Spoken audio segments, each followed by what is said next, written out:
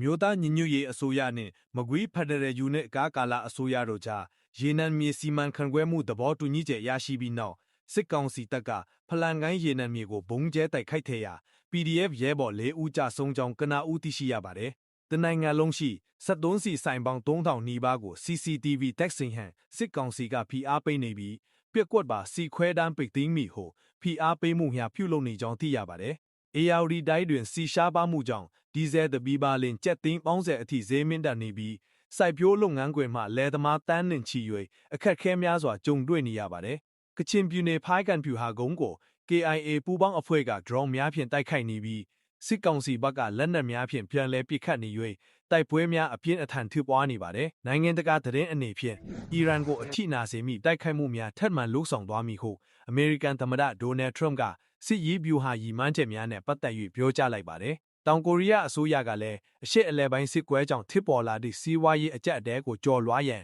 126.2 ထရီလီယံအထူးဘတ်ဂျက်အတည်ပြုပေးရန်လွှတ်တော်သို့တင်သွင်းထားကြောင်းသိရှိရပါတယ်။